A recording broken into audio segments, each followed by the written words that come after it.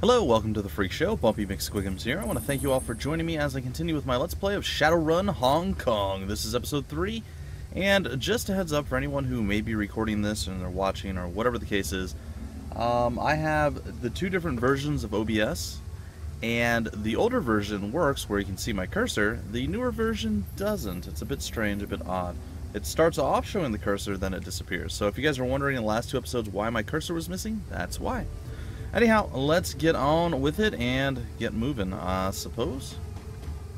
Doesn't look like there's anything back that way, but just for argument's sake, we might as well be a little bit more thorough than maybe we normally are. I don't know, I'm normally relatively thorough. I like how I'd add the relatively qualifier into that. It's weird how we can see into this room, yet we actually have no vision, line of sight into it. That's a bit odd. I'm just saying.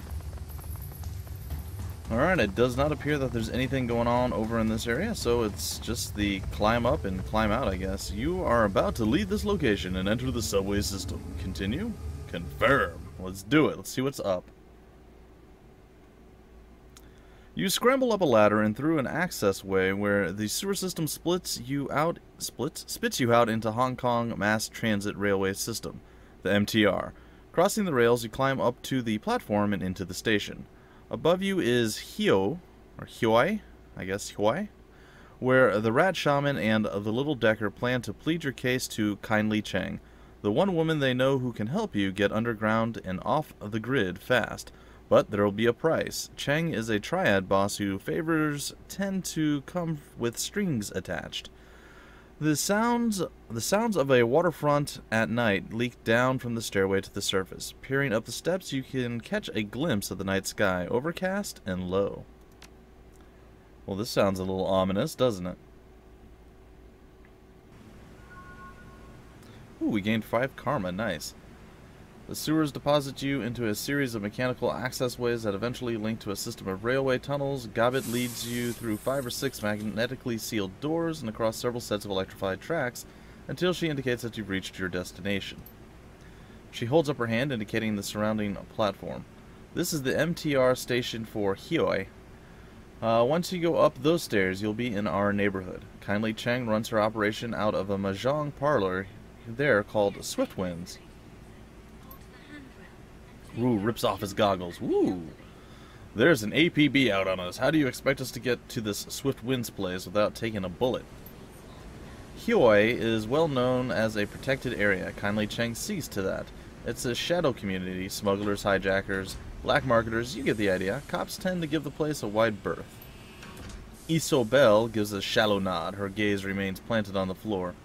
Police cameras don't last long here. Between the smog and the cloud cover, we shouldn't have to worry about drone surveillance either. The HKPF won't find you, not if you follow our lead. Gobbet widens her stance, puts her hands on her hips. Now, here's how this is going to work. You can't get an audience of Cheng until we secure you an invitation. So me and Ease will go on ahead and pay our respects. Then we'll request that she sees you, politely. An invitation? How do we get that? An audience? What is she, a queen? Invitation. The rat shaman smirks. We'll kiss her ass until it shines, I guess. There you go. That's about the size of it, size Isobel.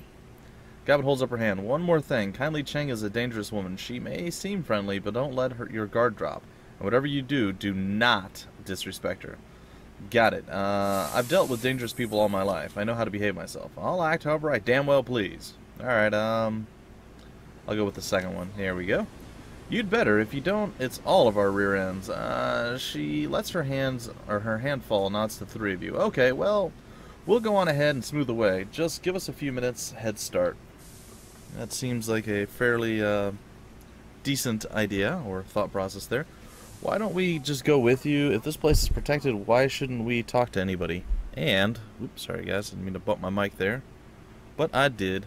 What if a local recognizes us from that news broadcast and calls the cops? Well, I guess we're in trouble. How about that one? Gobbet smirks and shakes her head. No one in Heoi calls cops. Doing that around here is a quick way to get dead. Alright, I get it. Thanks for the help. How do we know you're not just going to bolt on us? Thanks for the help. Alright, and there we have it. She squints at you, confused. We're helping ourselves as much as we're helping you, Seattle. We need your sins burned as badly as you do, and we need to figure out a way out of this crap, or we're all dead. Well, I suppose that is one way to look at it. Alright. Plus, we could use the muscle right now. Her voice turned sheepish. Just saying. Just saying. She quickly turns away. See you at the Mahjong parlor. Alright, so we're getting split off from our two compatriots that were supposed to help us. Not great, man! That's fine. The Shadowrunner's footsteps quickly fall away, and then you're alone with Wu. He grunts something unintelligible and begins panther stalking back and forth again. Bootprints of sewer water and muck marking his path on the subway platform behind him. Minutes pass. Wu stops his pacing and runs both hands over his face, groaning a sound of anxiety and disgust. It dissipates and he stands there silently, his hands covering his face and his shoulders shaking with emotion. Then he begins to laugh. It's a laugh that comes from down deep, from the place where fear and frustration and impotence swirl. But the barrier holds. Wu focuses, takes control of his breathing, and his laughter begins to slow. He becomes himself again. Oh my god, Bumpy. An aftershock of laughter shudders through him. Are you effing kidding me?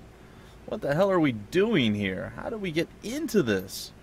He drops his hands and turns to you, shaking his head in disbelief. I think I'm gonna lose it. Go ahead, we're alone. Do what you gotta do, but make it fast. Bull crap, you're a rock. Make it fast. He glares at you. Make it fast? What? Carter is dead, Bumpy. They effing ended her. He put a hand to his forehead. I don't know what I'm going to do now. Just focus on finding Raymond. What are you talking about? You crawled out of worse places before you met her. Sounds like she was more than just your partner. He turns to you with a blank face. More than just a partner? Of course, she was... Then he gets it, and his hackles raise. She was my training officer, you idiot. My mentor. Idiot? I didn't mean anything by it. It looked like you two were close. Wu waves you off with a gnarled hand. Carter was my partner. She had my back. Do you get how important that is? What it means to lose that? When you're out there on the streets facing down a food riot, you need to know someone's looking out for you. That you're standing next to someone you can depend on. That was Carter. His shoulders slump, and he exhales heavily. And she was like my compass, my anchor, or some such crap. She kept me, I don't know, sane. Sounds like a good woman. You're sane, Duncan. This is shocking grief. I get it. She was important to you, and she got killed. Now try to focus so we don't get killed. Sounds like a good woman. Don't patronize me, Bumpy. He steps back, sucking in a deep breath. Screw it. Whatever she was, I'm throwing her down the memory hole. You know why? He snarls and spits. Because it doesn't matter now. Because we're gonna burn our sins, Bumpy. Jesus de Cristo. Jesus Christ, do you know what that means? The moment we do that, we're dead. To all the world, we're dead. We're wiped clean. He counts it off on his fingers. Raymond, the house we grew up in, my career, Carter, all gone. No home, no money, no identity, nothing. He waves his hand, brushes it all away. We will be nobody. We will be street kids, Duncan. We're used to being nobody. Just chill. I'm gonna find a way out of this. Just follow my lead like you did in the old days. Enough with the drama, Wu. Put on your big boy pants and help me find a way out of this.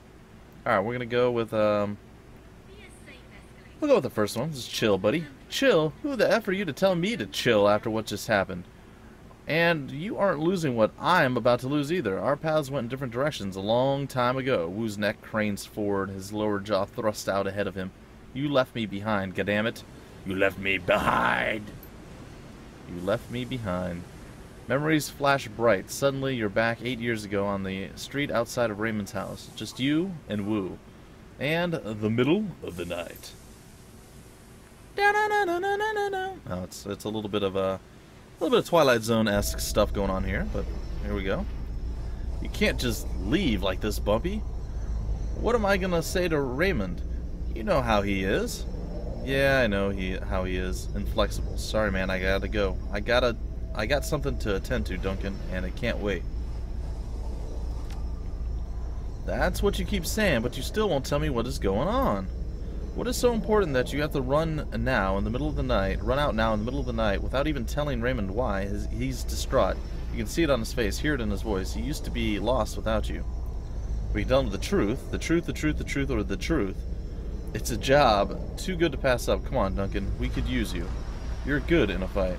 Some people messed with me, and I don't intend on letting them get away with it. Could use your help. I need to see a guy about a deal. The good kind, the big kind. I've got a friend in a bind, Duncan. That's all I can say about it. I have to go help. Sorry, Duncan, I can't talk about it. I would if I could. Some people mess with me. Alright, I think that's the one. We're gonna be a little bit vengeful. I'm okay with that. His eyes widen. I can't give you help like that anymore. I'm on a good path now, Bumpy. I can't afford to mess that up. Look, whatever's going on, I can tell you one thing. Raymond will not approve. I'll deal with that when I get back. I won't be gone long. 2-3 days tops.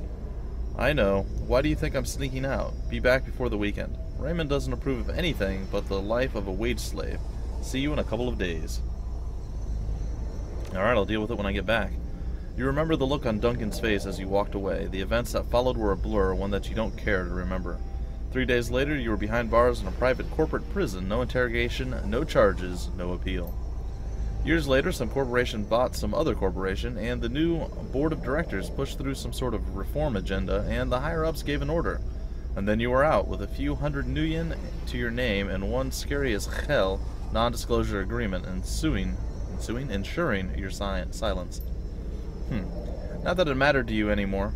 You were starting fresh, determined. Until Raymond tracked you down, left you that voicemail, brought you to Hong Kong, and back together with Duncan Wu.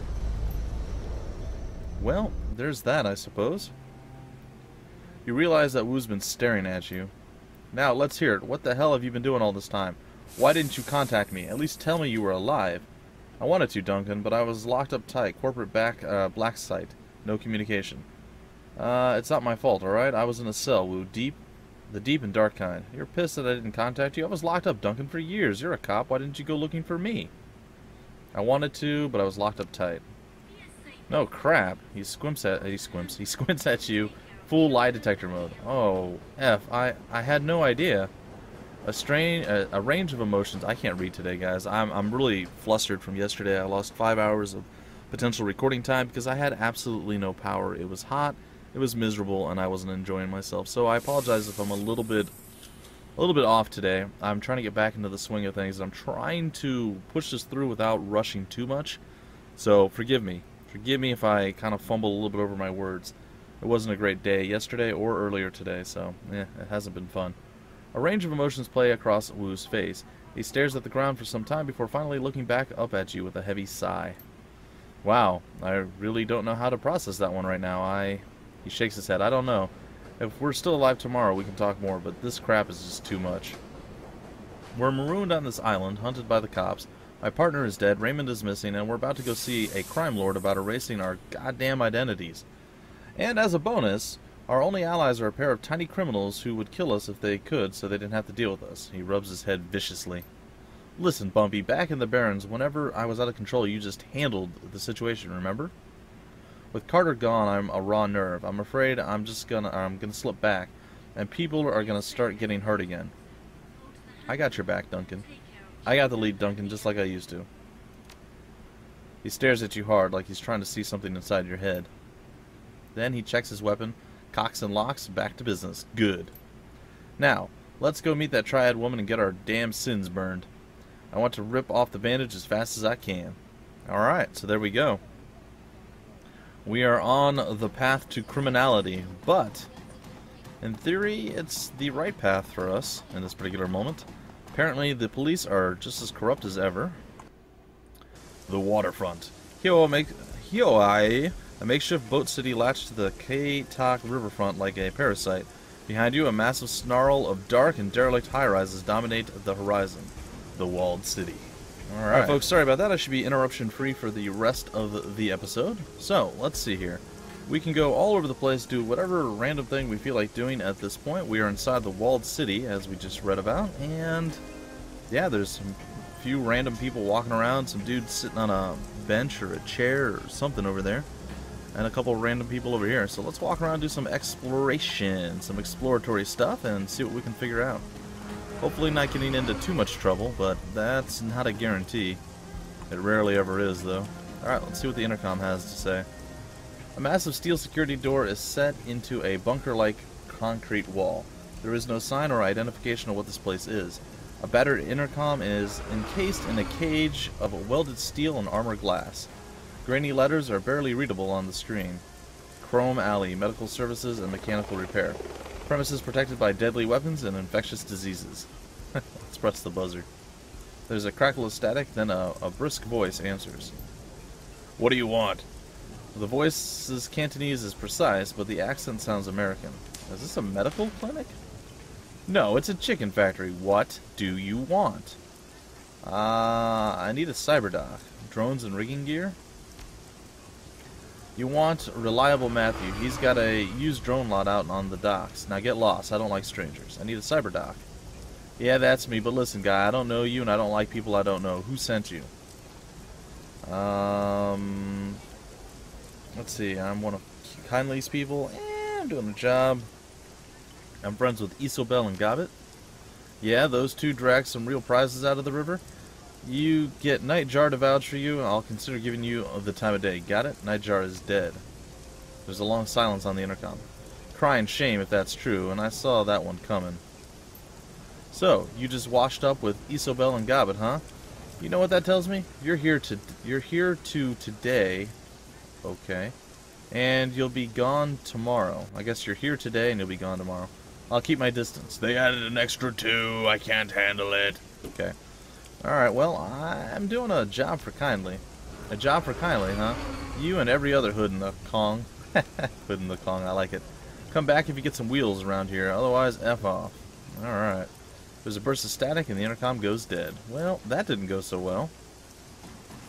Alright. Well, as it stands, I'm not seeing a whole lot of anything around here that we can actually make use of. Oh, those giant oranges, or well, maybe normal-sized oranges, or maybe those are just like really large cheese balls. Yeah, I totally eat me some cheese balls. I don't know, hit or miss. I crave them sometimes. I don't really like the Cheeto Puffs as much as I like cheese balls. It's weird. You wouldn't think that the shape would make any difference. There's a Triad Guard over there. And Frederick Cafe. Alright, let's go talk to good old Frederick here. Or misclick him. That's close enough, friend. The club is members and invites only. I suggest you move along. Gotcha. Come on, man. My friends are already inside. Can I just go look around for a second? No. Okay, I guess I'm not going to go into Club 88. Though I'm pretty sure I can handle the dude. Just saying. I'm a pretty large troll myself. Alright, well, there's some stuff down by the docks over here. There's some dude sitting on his pier. He's sitting on the dock by the bay. Or the dock of the bay. Watching the tide roll away. No, nothing. The bolt hole. The original name has been sloppily painted over with black paint. Newer but somewhat weathered characters have been painted in bold brush strokes and read Bolt Hole. Alright. So the bolt hole is there, I guess. Alright, we're going to come down here and talk to this individual. Kind of get a layout here. It's a smuggler. Hello, smuggler. Just off the docks, you spot a sea-worn man with a smile that's almost too wide for his head. His teeth shine white against the thick black bush of his beard. His clothes are a myriad of colors, patterns, and fabrics, a smattering of cultures draped across his body. If there's anything he's clearly advertising, that's the extent of his travels. You see something you like? His voice is coarse, like steel wool on your eardrums. Come and get it, because now's your last chance. Everything is on sale. Won't find prices like these anywhere, my friend. Show me what you're selling. You from around here? These goods of yours look like they've changed hands a few times. You selling stolen merchandise? See ya. Let's show me what you're selling, buddy. What do you got? Ooh, actually you have a few different things. We have a decent amount of Nuyen as well. So these are the weapons that you're selling. Nice. Ooh, a katana. Alright, and then you have some spells, the Mana Bolt. Consumables, okay. Force 1 Earth Elemental Fetish. Summon a Force 1 Earth Elemental. The fetish is consumed. That's interesting. And programs. Firewall. Creates 4 squares of firewall that cause minus 25 IP when moving through it. Interesting. Alright, well, I don't know what I need to buy just yet, so I'm going to hold off on that. So I have a feeling that this episode is going to be mostly exploring and just kind of advancing the storyline. Not a lot of action, guys, but that's kind of to be expected when you play any of the Shadowrun games. There's going to be a lot of just figuring out what's going on, moving around, talking to various people, and just, you know, enjoying the scenery, the ambiance, just everything about the game. It doesn't always have to be all action. There's going to be plenty of time for action, so I am okay with that. I love the level designs. Harebrained Schemes does a fantastic job. Feels weird saying like a single entity with an S at the end. Schemes. It's fine. Alright, so it looks like we did pretty good here. And what is this? The Mahjong Parlor. Alright, we found that. I'm not quite ready to go there just yet. And there's a smuggler. Okay. I'm just going to continue to look around a bit more. Go see. Maybe we can get up on the bolt hole. Is that a thing that we can do? No, it doesn't look like it. Alright, well, we'll go over here and take a peek. Oh, there's some sort of ATM. I wish we could, like, hack into that and be like, free cash monies or free new yen monies? New cash yen money? It's fine. Anyhow, yeah, I think that's about it. Let's go talk to the one guy that we didn't speak to over here. That was a triad person.